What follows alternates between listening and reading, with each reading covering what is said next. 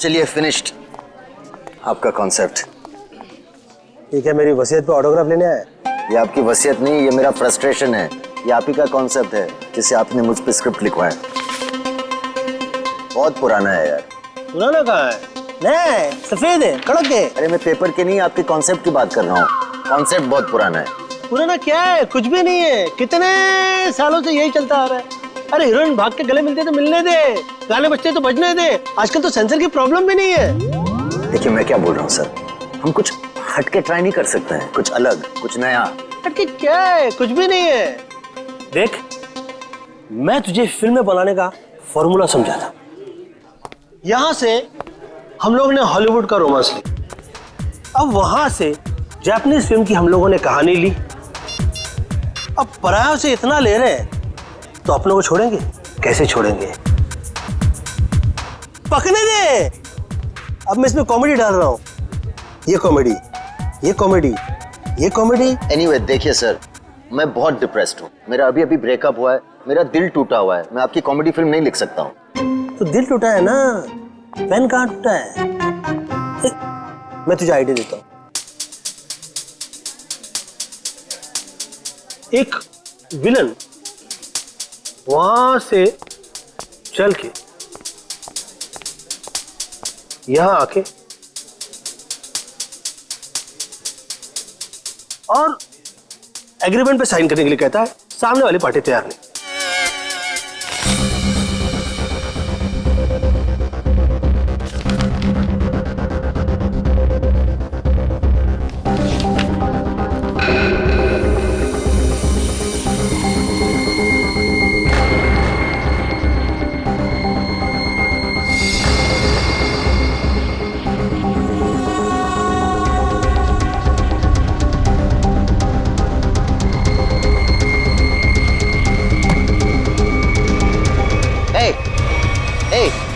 क्या डाला तुमने उसकी ग्लास में?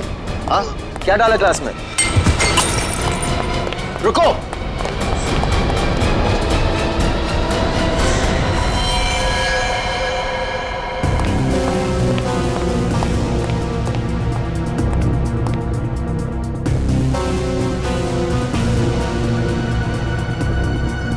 ये तो उस आदमी ने इसे मारा है। मैंने अपने आंखों से देखा। उसने इसके ग्लास में जहर डाला था। तो क्या करे? निकले? ऐसी सिचुएशन में सब एक ही काम करते हैं, सीआईडी को बुलाता है।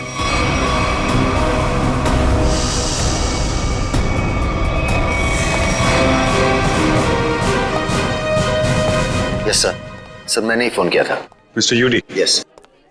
आपके और अरमान जी के सामने मारा है। मुझे पता नहीं, इन्होंने देखा है। इन्होंने देखा। इन्होंने? मिस्टर यूडी, हमने सुना है कि आप कहानी वगैरह भी लिखते हैं। जी सही सुना आपने। मैं कहानियां लिखता हूँ लेकिन आइडियाज ये देते हैं। ये वाला मेरा नहीं था। क्या हुआ? नहीं, कचरा है। मिस्टर यूडी, आपने इस आदमी का खून होते हुए देखा? जी, उस लड़के ने इनके जूस में कुछ मिलाया था। ये लैपटॉप उसी का है, छोड़ के भाग गया। भागते चोर की लंगोटी छोड़ गया?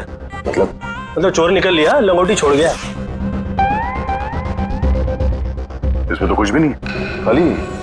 कमाल है, हिम्मत तो देखो उसकी। इतने लोगों के सामने जूस में जहर मिला के मार डाला इसे, और फिर यहाँ से भाग भी गया। सर मैंने उसे पकड़ने की कोशिश की लेकिन वो। अरे राइटर पेन पकड़ सकते हैं, मुझे नहीं। छोड़िए, हम लोग निकले। आप लोग जा सकते हैं, मगर जरूरत पड़ी तो आप दोनों को फिर मिलना पड़ेगा। मेरी तो नहीं पड़ेगी, शायद इनकी पड़ जाए। राइटर है, लिख के देगा। कल ही सर, हम लोग यूडी जी का फोन नंबर और एड्रेस लेके आते हैं। अरमान जी, अरमान जी, हाँ, अरमान जी, आप तो रियल लाइफ में भी स्टार है। मैं आपका बहुत बड़ा दीवाना हूँ। वो तो आपकी एज से नजर आ रहा है। मैं बचपन से आपकी फिल्में देखते आ रहा हूँ। तो फिल्में डिस्कस कीजिए ना, एज क्यों डिस्कस करना है? कितने बढ़िया डांस करते हैं आप। Thank you so much. देखिए यहाँ पे कोई मर गया है और आपको इनकी डांस की पड़ी हुई है। अब अरमान जी, ये कौन है? इन्होंने मेरी फिल्म लिखी है, ये यूडी है। ओह, फिल्म आपने लिखी है? जी। Very good very good. अरे फिल्मों में गाने वाने डाले हैं कि नहीं? Of course. मुझे बहुत सारे गाने चाहिए। सर का डांस हमें बहुत पसंद है सर। हाँ, अरमान जी, अगर आपको क्राइम फिल्म में किसी जांबाज पुलिस ऑफिसर की जरूरत पड़ेगी ना तो मुझे बुला लेना। मुझे अच्छा डांस करना भी आता है। दिखाओ दिखाओ। अरे जो देखा ना वो काफी है। हम निकले। अरे कहाँ जा रहे हैं आप? अरमान जी, वैसे आप यहाँ क्यों आए थे? हम लोग एक फिल्म हैप्पी एंडिंग के प्रमोशन के लिए आए थे जो कि 21 नवंबर को रिलीज हो रही है। सुपर हिट फिल्म है, कॉमेडी है, धमाल है, बेमिसाल है। अपने परिवार के साथ देखना जरूर देखूंगा। मैं अपनी वाइफ को साथ में लेके जाऊंगा और स्क्रीन के सामने डांस भी करूंगा। आप सीआईडी है ना? हाँ, आपको कोई शक है क्या? नहीं, हमारी तरफ से आप सबको शुक्रिया। आपकी वजह से हम सब सेफ हैं। वो तो है। निकले चले। अरे एक सेकंड जरा बताइए ना कि अगली बार आपसे कब मिलेंगे? 21 नवंबर को अपनी नजदीकी थिएटर में। आपका फोन नंबर और एड्रेस चाहिए था। This is my card. Best luck for your film. Thank you so much. Best luck sir. Thank you so much. कर लिए।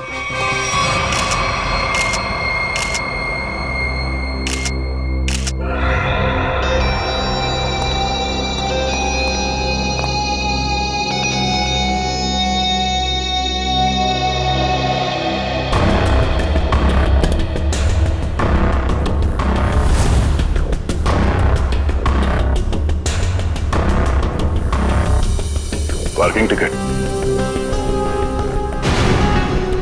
प्रतीक, ये आदमी यहाँ होटल में ठहरा था या कहीं बाहर से आया?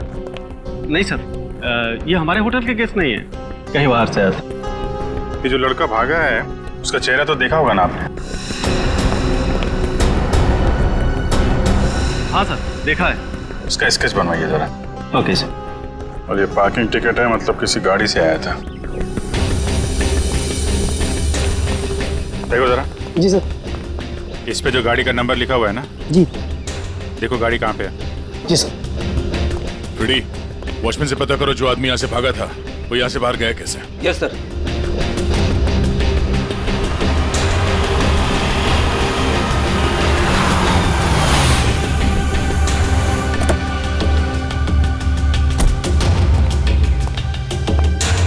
मिस्टर प्रतीक को तुम लाए थे? जी सर। कहाँ से आया था वो? होटल क्राउन रूट से। खार में है साहब। वो कहीं बाहर से आकर वहाँ रुके थे। सर, वॉचमैन ने बताया कि वो लड़का आया तो स्कूटर से था, मगर जाते समय बाउंड्री वॉल कूद के भाग गया। तब तो स्कूटर अभी भी यहीं पे होगा। देख, तुम सीसीटीवी फुटेज चेक कर लो, तब तक मैं होटल क्राउन रूट चेक कर लेता हूँ जहाँ पे प्रतीक ठहरा हुआ था। ठीक है।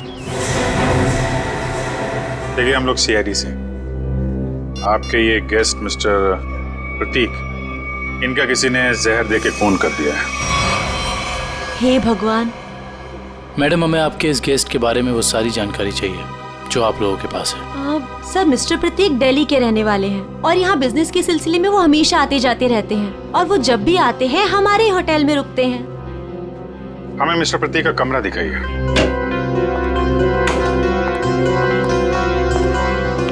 कमरा चेक कर लो जरा।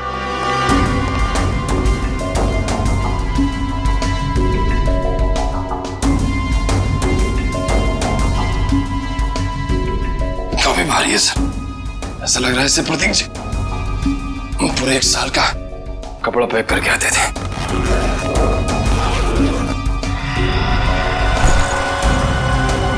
बैग तो खाली है।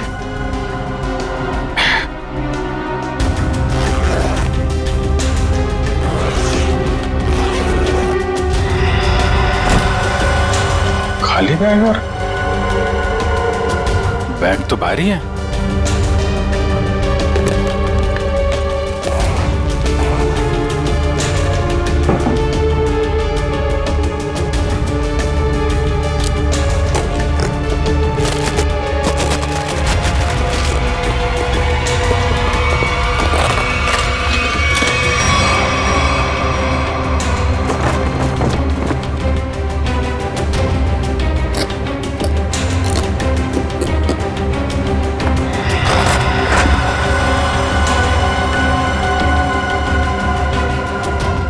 बैग में पैसे छुपा के रखा है। ये प्रतीक आदमी तो गड़बड़ है। कौन कौन आता था इससे मिलने के लिए? एक लड़की इनसे हमेशा मिलने के लिए आती थी और ये दोनों घंटों बैठकर बातें किया करते थे। प्रतीक जीतू से डांटा भी करते थे और वो लड़की कल भी इनसे मिलने के लिए आई थी। कौन है वो लड़की? सर, अवंतिका। अवंतिका?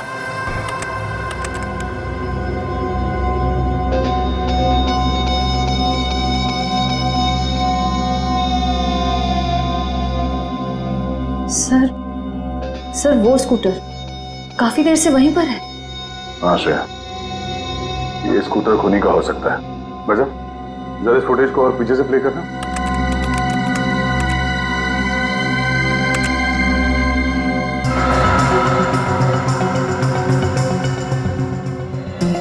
सर, यही वो आदमी। जरा पॉज करो।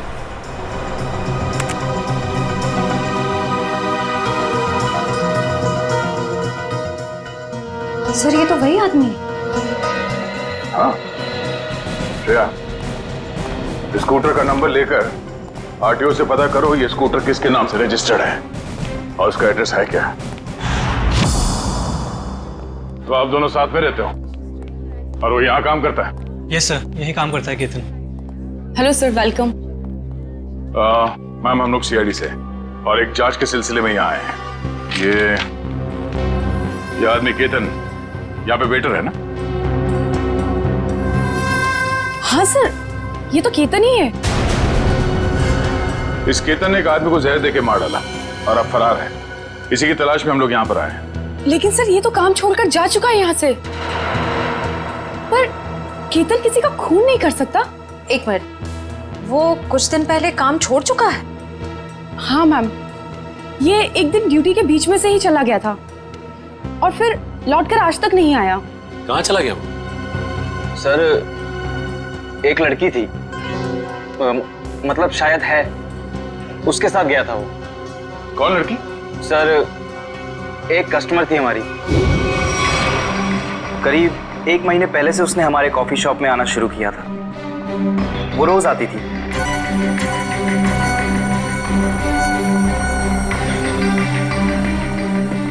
और उस कोने वाली टेबल पर जाकर बैठ जाती थी। उस टेबल पर केतन सर्विस देता था।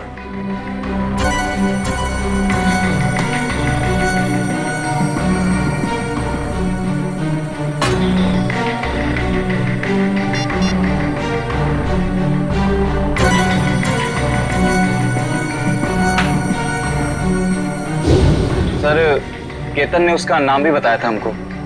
क्या नाम बताया था लड़की का? सर, अवंतिका। अवंतिका?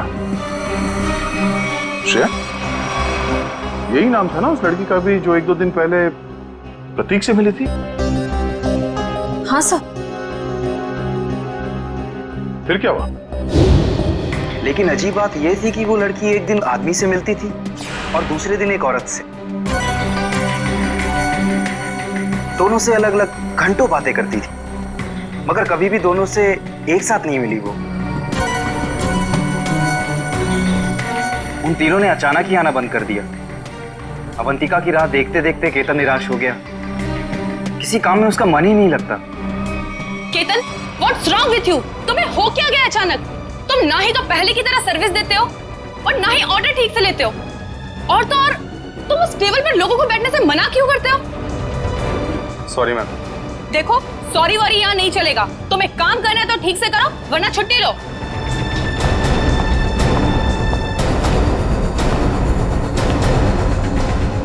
यार, अपने दिमाग से उसका ख्याल निकाल यार। अवंतिका ने वो टेबल खरीद नहीं लिया है, ना ही हमेशा के लिए रिजर्व किया है। यार, एक कस्टमर थी, अब नहीं है। बस नहीं यार, मैं उसे भूल नहीं पा रहा हूँ।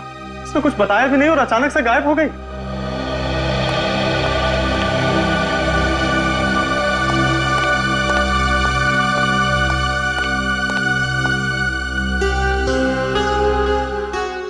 और सर, तभी कैफे के बाहर कोई आया और केतन उसे देख के तुरंत बाहर चला गया। क्या हालत क्या बना रखी है तुमने? शायद वो अवंतिका ही थी, शॉल से अपना चेहरा छुपाए हुए। और केतन सब कुछ छोड़कर उसके पीछे भाग गया। अच्छा, उस आदमी और औरत के बारे में आप लोग कुछ बता सकते हैं जो अवंतिका से मिलने आते थे? नहीं सर, उनके बारे में हम कुछ नहीं जानते। देखिए, हमें इस कॉफी शॉप के अंदर की बाहर की सारी सीसीटीवी फुटेज चाहिए जब से अवंतिका यहाँ आती थी। श्योर मैम, मैं अरेंज करवाती हूँ।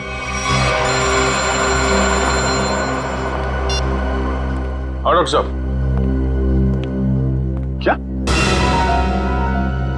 क्या बात कर रहे हैं सर आप? पर ऐसे कैसे हो सकता है? ठीक है सर, मैं एसीपी साहब से बात करता हूं।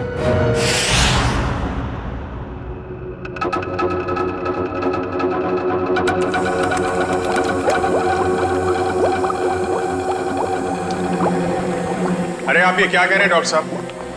हमारी जांच गलत दिशा में चल रही है। बिल्कुल गलत दिशा में चल रही है। आप लोगों का मानना है कि प्रतीक ने जूस पिया और मर गया। हाँ? वेल, जो देखा गया और जो सुना गया वो पूरा सच नहीं है। प्रतीक ने जो जूस पिया था उसका केमिकल टेस्ट करने के बाद हमें यह पता चला कि उसमें कोई जहर नहीं था बल्कि एक ड्रग था। ड्रग? हाँ, लेकिन प्रतीक ने जूस पिया और जूस पीते ही मर गया ना वो। यही तो सबसे ज्यादा चौंकाने वाली बात है अभिजीत। इस ड्रग की वजह से किसी इंसान को कुछ वक्त के लिए पैरालिसिस तो हो सकता है, उसे लकवा तो मार सकता है, लेकिन कोई मर नहीं सकता है। तो फिर इसकी मौत हुई कैसे? अभिजीत, प्रतीक का खून प्रतीक के खून नहीं किया है। लो, फिर शुरू हो गए पहली पे पहली। अरे साफ साफ बताइए ना सर। साफ साफ बताता हूं, आओ मेरे साथ, आओ।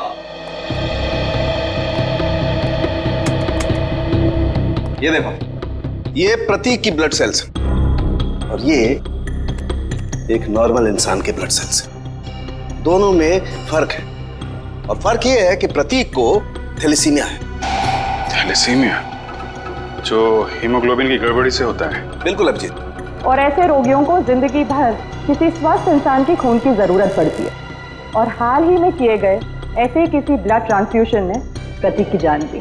ओह, मतलब हाल ही में जो प्रतीक को खून दिया गया था उस खून में गड़बड़ी थी।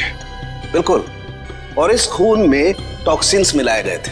मतलब इस खून को जानबूझकर जहरीला बनाया गया था जिससे इसकी मौत हो गई। प्रतीक के मरने की शुरुआत तो कुछ दिन पहले ही हो चुकी थी। केतन उसके जूस में कुछ डालता या नहीं डालता, इसकी मौत तो पक्की थी। सर, इसका मतलब खूनी केतन नहीं, कोई और है। हाँ, लेकिन केतन ने भी तो इसे पैरालाइज करने की कोशिश की थी। अब ये कौन है जिसने इसकी बीमारी का फायदा उठाया और इसकी जान ले ली? एक आदमी और दो दुश्मन। हाँ जी, मुझे 1 महीने के सारे कॉल रिकॉर्ड डिटेल्स चाहिए और खास करके 24 घंटे के।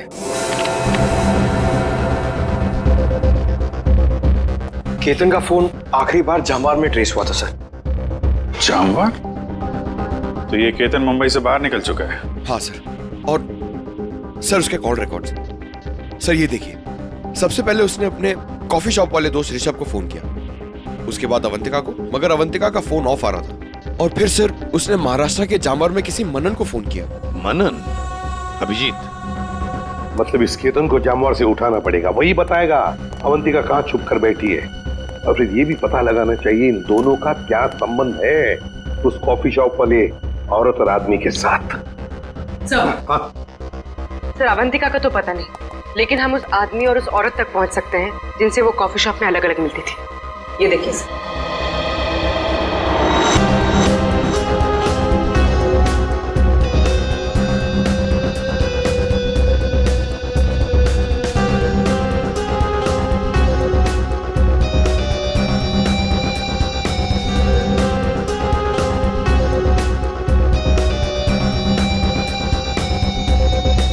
ये लोग तो काफी अमीर दिखते हैं सर, फिर भी यहाँ आने के लिए अपनी कार की बजाय टैक्सी का इस्तेमाल किया है। वही तो अभिजीत, ये टैक्सी के नंबर प्लेट से उनके ड्राइवर्स का पता चल जाएगा और ये ड्राइवर्स हमें बताएंगे इस अमीर आदमी और औरत के बारे में। क्या गलती की साहब, मुझे क्यों बुलाया है? देखो, तुम लोगों से कोई गलती वलती नहीं हुई, कोई भी गलती नहीं हुई, बस हम सिर्फ कुछ जानना चाहते हैं। ये देखो, ये औरत और ये आदमी क्या इन लोगों को तुमने कभी देखा है? तुम जानते हो इन्हें? ये दोनों भी पिछले महीने कुछ दिनों तक ग्रैंड मोटर्स होटल में आते जाते रहते थे। ये आदमी, इसे तो मैं जानता हूँ। ये तो एक बार मेरे टैक्सी में बैठा था। कौन है ये? कहां से बैठा था तुम्हारी टैक्सी में? कौन है ये साहब, मैं नहीं जानता हूँ, लेकिन पिछले महीने जुहू सर्कल पे एक कॉलोनी से इसे मैंने उठाया था सुबह सुबह। इसके पास 1000 रुपया था साहब। मेरा भाड़ा 390 रुपया था। मैंने इसे 600 रुपया वापिस कर दिया, लेकिन ये 20 मिनट तक 10 रुपए के लिए बकबक करता रहा। फिर बाद में मैंने साहब इससे 10 रुपया लेके उसको दिया था। हाँ सर, याद है। अभी तक इसने 10 रुपए दिए भी नहीं मुझे। कुछ बता सकते हो ये जुहू में कहाँ रहता है? ये तो मालूम नहीं है साहब, लेकिन जाते जाते इसने कहा था कि मेरा तो इधर रोज का आना जाना है। अगर ऐसे ही मैं 10-10 रुपए डेली छोड़ता जाऊं तो महीने का 300 रुपया हो जाएगा। पैसे वाला आदमी था साहब, लेकिन 10 रुपया के लिए बहुत चिक किया साहब, बहुत चिक किया एकदम। ठीक है, चलो हमारे साथ।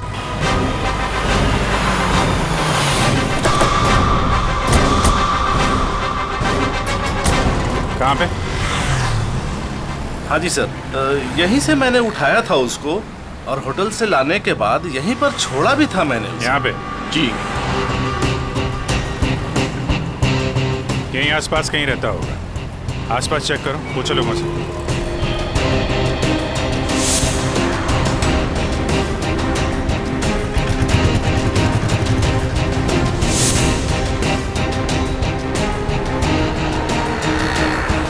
अरे भाई साहब, जरा देखना इस आदमी को पहचानते हैं क्या आप? अरे साहब, अभी हमें 5 गाड़ियां और धोना, मेरे पास बिल्कुल टाइम नहीं है। अरे यार, थोड़ा टाइम निकालो ना काम से, लोगों की मदद भी क्या करो भाई। ठीक है साहब, लाइए दिखाइए फोटो। ये देख। अरे ये तो अपने निरंजन साहब हैं। निरंजन साहब? हाँ साहब, ये यहीं तो रहते हैं। वो सामने वाले दूसरे बंगले में, बंगला नंबर 707। और हाँ साहब, इनकी तीनों गाड़ियां रोजाना मैं ही धोता हूँ। अच्छा, थैंक यू वेरी मच। 707 ना? जी हाँ, 707। Thank you.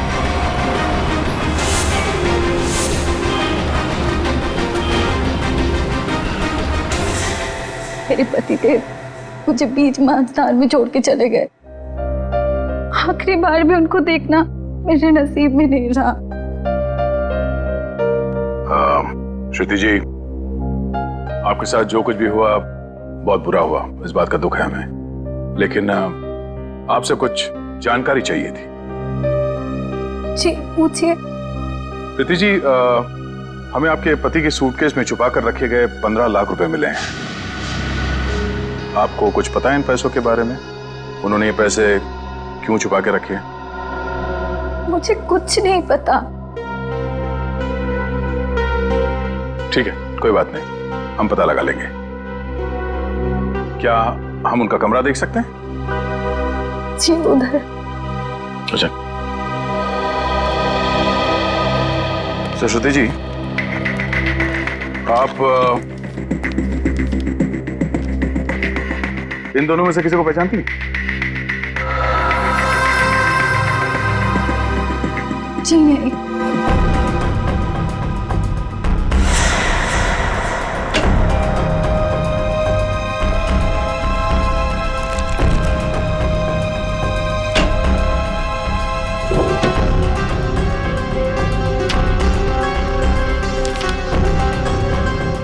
ये प्रतीक ऐसा क्या काम करता था कि अलग अलग अकाउंट से इतने सारे पैसे आए यहाँ पे?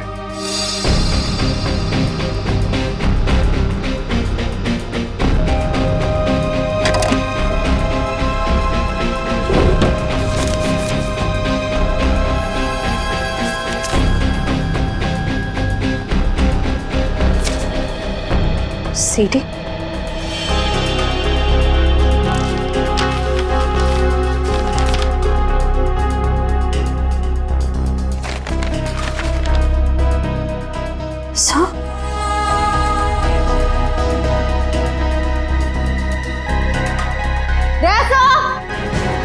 आशा, ये देखिए।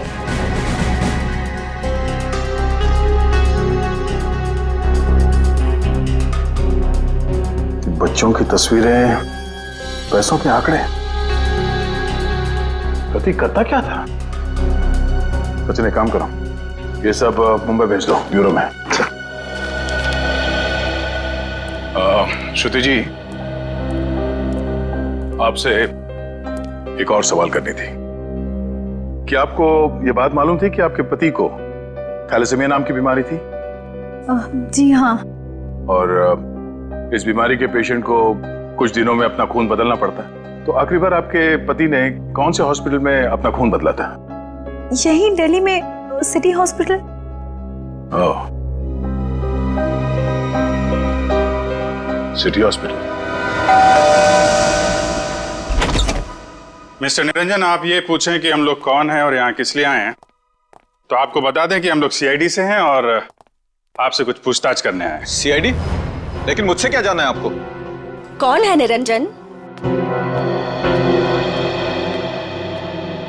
विशाखा, ये लोग सीआईडी से हैं और लगता है हमारे बारे में काफी कुछ जानते हैं। जी हाँ, और अब ये जानना चाहते हैं कि ग्रैंड मोटर्स के कॉफी शॉप में आप दोनों अवंतिका से मिलने अलग अलग जाते थे और यहाँ एक साथ दिख रहे हैं, क्या मजा है? माफ कीजिएगा सर, लेकिन हम बाहर किसी से अलग अलग मिल लिए तो उसमें ऐसा कौन सा पहाड़ टूट गया कि सीआईडी हमारे घर तक पहुंच गई? किसी से नहीं, अवंतिका से। हमें शक है कि दिल्ली के एक बिजनेसमैन मिस्टर प्रतीक के खून में उसका हाथ है। नहीं नहीं, अवंतिका कभी ऐसा नहीं कर सकती। बहुत विश्वास है आपको अवंतिका पे? आखिर वो हमारी बेटी है। आप दोनों पति पत्नी हैं? जी, वो दरअसल मेरी और निरंजन की अनबन होने के बाद हम दोनों अलग रहने लगे थे, तो अवंतिका हमें साथ लाने के लिए ही कॉफी शॉप में लेके आती थी। अभी कहाँ है अवंतिका? जी, वो घर पर ही है, लेकिन आप लोगों की कुछ मदद नहीं कर सकती। हमें अवंतिका से मिलना है। आइए।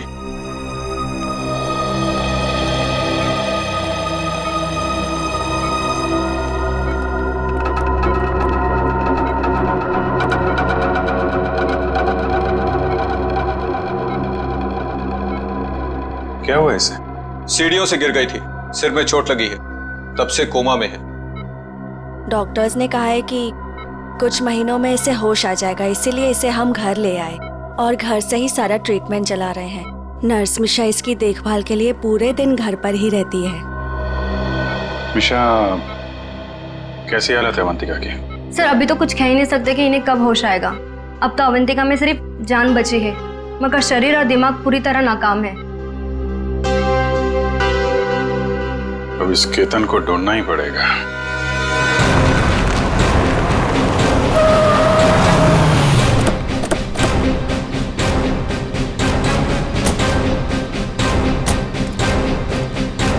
सुनिए जी, ये मनन कहाँ पे? वो वहां पे।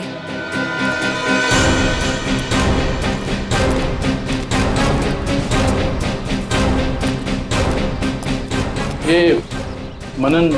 हाँ जी, आप कौन? जरा केतन को बुलाओ, से मिलना है। कौन केतन? यहाँ कोई केतन नहीं रहता। देखो, केतन ने तुम्हें आखिरी फोन किया था, इसलिए तुम्हारे तक पहुंचे। अब अगर झूठ बोलोगे तो तुम्हें भी साथ में ले जाएंगे। कहाँ ले जाएंगे? वहीं जहाँ बिगड़े हुए लोग ठीक किए जाते हैं, मुजरिमों की मरम्मत की जाती है। अगर केतन यहाँ पे निकला तो उसको छुपाने के गुनाह में तुम्हारी भी मरम्मत हो जाएगी, समझे तुम? नहीं नहीं साहब, ऐसा मत कीजिए। वो अंदर छुपा है, उसके चक्कर में मैं नहीं फंसना चाहता।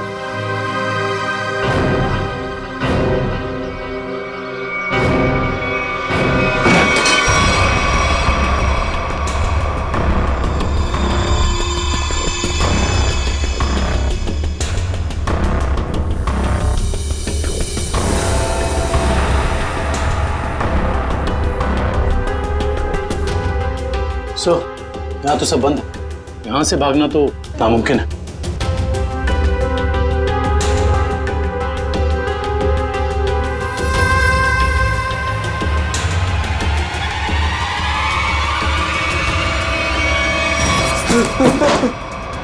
आगे बता रहा, आगे बता रहा साहब।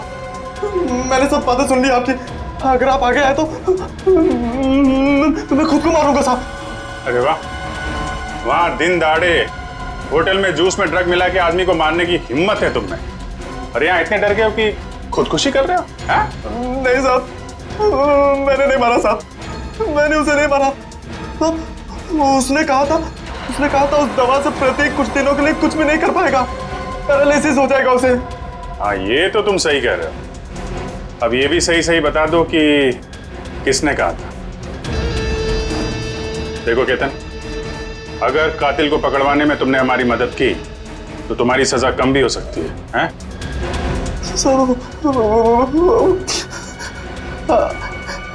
अवंतिका ने कहा था साहब। ठीक है, पहले अपना ये चाकू दो। लाओ चाकू दो। आजा। कुछ नहीं होगा तुम्हें, चाकू दो। आजा। लाओ लाओ।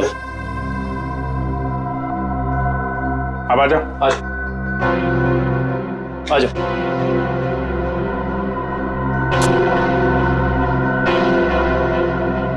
तो अवंतिका ने कहा और तुमने कर दिया। एक लड़की के प्यार में इतने अंधे हो गए थे? साहब, अवंतिका को बहुत बुरी तरह मारा था प्रतीक ने, मुझसे उसका दुख देखा नहीं गया, इसलिए उसकी मदद करने का फैसला कर लिया साहब, और नौकरी की परवाह किए बिना उसके साथ निकल गया साहब। देखो केतन, मुझे पता है कि तुम मुझे बहुत पसंद करते हो,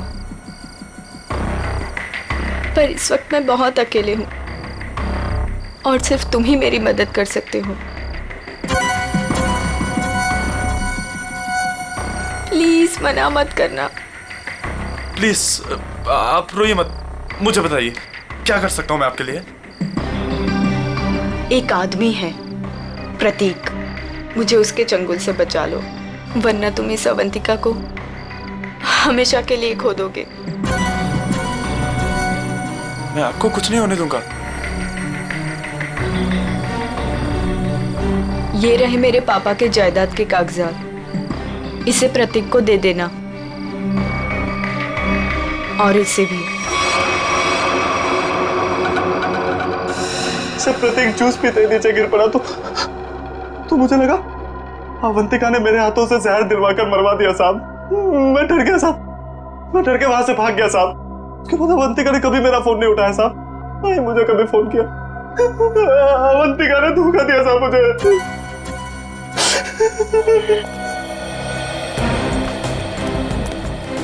सर, ये प्रतीक आखिर अवंतिका से चाहता क्या था? ये तो तय है कि दोनों के संबंध ठीक नहीं थे, लेकिन असली कहानी क्या है ये तो अवंतिका के होश में आने के बाद ही पता चलेगा।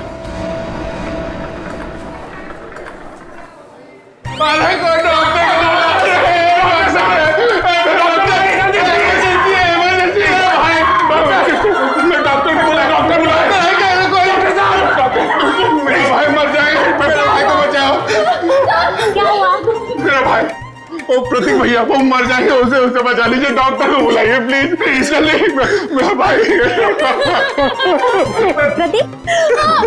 प्रतीक भैया देखिए, वो इस हॉस्पिटल में ब्लड ट्रांसफ्यूजन के लिए आते थे, उन्हें थैलेसीमिया की बीमारी है। हाँ प्रतीक कैसे है वो? अब तक तो बिल्कुल ठीक थे, अचानक चक्कर आ रहा है उनको, और पता नहीं कुछ और क्या हो रहा भैया, सांस लेने में तकलीफ हो रही है। प्लीज डॉक्टर बुलाइए ना, उसी डॉक्टर को जिसने इलाज किया उसका। अच्छा रुकिए, मैं बुलाती हूँ। Please doctor.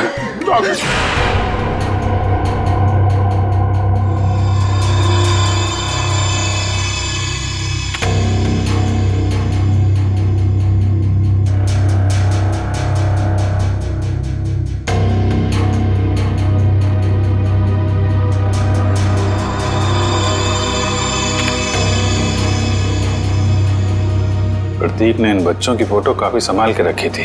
सर, प्रतीक ने ऐसा किया क्यों होगा? कुछ तो खास है इन बच्चों में, वरना इतने सारे बच्चों की फोटो हैं छुपा के नहीं रखता वो। सर वो पेशेंट प्रतीक, उसके रिश्तेदार आए हैं, उसकी तबीयत खराब है, वो आपसे फिर से इलाज कराना चाहते हैं। सर, इन सारे बच्चों के बारे में बहुत ही खास बात पता चली है। वो क्या? सर, ये सारे बच्चे 1997 और 2001 के बीच गायब हो गए थे।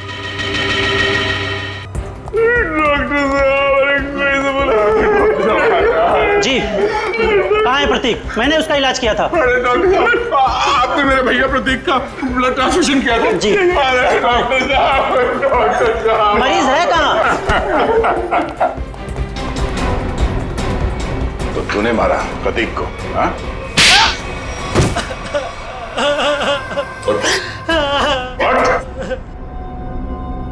कौन है आप लोग? सीआईडी। अब फटाफट बकना शुरू कर, वरना बताता हूँ। मेरे पास एक आदमी का फोन आया था। उसने मुझसे कहा प्रतीक को जहर मिला हुआ खून देना है जिससे वो मर जाए। इसलिए मैं। शर्म नहीं आती तुम्हें? एक डॉक्टर होके तुमने मरीज का खून किया। सॉरी, वो गलती हो गई। उस आदमी ने कहा था कि मिशा नाम की औरत आएगी और इस काम के बदले अच्छा खासा रकम देगी, तो मैं लालच में आ गया। ओह, मिशा। नर्स मिशा इसकी देखभाल के लिए पूरे दिन घर पर ही रहती है। ओह नो, ये मिशा अभी अवंतिका की देखभाल कर रही है। चलो।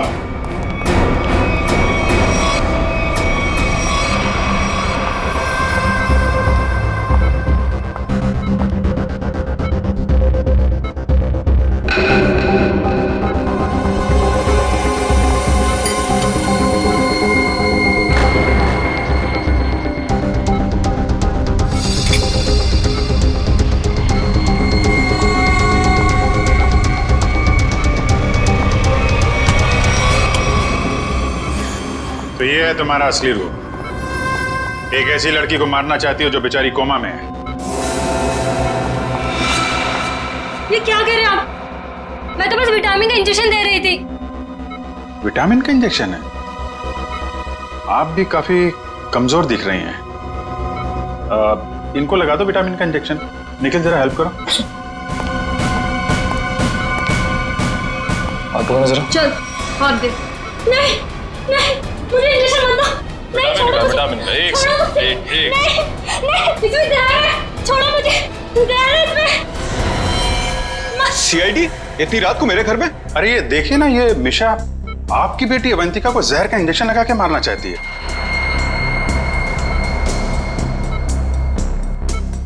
आपकी बेटी अवंतिका, आपकी बेटी? सही कह रहा हूं ना मैं? क्या मतलब है आपका? Thank you very much sir. ये तो कंफर्म हो गया। प्रतीक के घर से मिले डीवीडी में जो अमीर लोगों के नाम मिले थे वो खोए हुए बच्चों के पेरेंट्स ही हैं सर। और ये जो नाम के आगे करोड़ों के आंकड़े लिखे हैं ये उनकी संपत्ति के डिटेल्स हैं। तो फिर अभिजीत, ये प्रतीक इस लिस्ट को लेकर क्या कर रहा है? पूरी काम करो, पेरेंट्स की लिस्ट में से किसी भी एक पेरेंट को फोन लगा अभी। सर।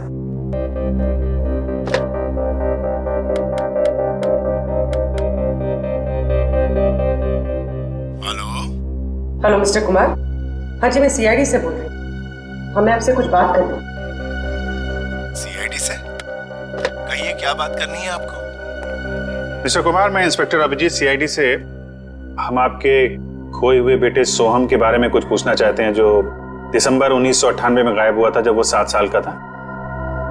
माफ कीजिएगा, हम आपके पुराने घाव को ताजा कर रहे हैं, पर क्या उसके बाद से सोहम के बारे में आपको कुछ पता चला? कोई चीज, कोई बातचीत? पता नहीं आप लोग ये क्यों पूछ रहे हैं, मगर 3 महीने पहले एक लड़का सोहम होने का दावा कर रहा था, पर वो जालसाज निकला। मेरे 6 करोड़ लेके भाग गया। My God. मिस्टर कुमार, आप परेशान मत होइए, हम इसकी जांच करेंगे और आपसे जल्दी कांटेक्ट करेंगे। ठीक है। Thank you very much. Thank you. Sir, कहीं अवंतिका भी ऐसे कैरेक्टर तो नहीं? हो सकता है। हमें सब कुछ पता चल चुका निरंजन जी। जिन अमीर परिवारों के बच्चे बचपन में खो जाते थे, ये प्रतीक अपने आदमी वहां भेजता था उनके खोए हुए बच्चे बना के, ताकि पैसे कमा सके। उसके घर से हमें आपका नाम मिला है। आपकी बेटी अवंतिका 9 साल की उम्र में खो गई थी, उसके बाद कभी नहीं मिली। ठीक कह रहा हूं मैं? हाँ, मुझे शुरू से मालूम था कि ये लड़की मेरी अवंतिका नहीं बल्कि रीता है, लेकिन इसे झुटलाने का कोई सबूत नहीं मिल रहा था मुझे। एक दिन मैंने इसका पीछा किया। जब सच्चाई सामने आई तो मेरे पैरों तले से जमीन खिसक गई।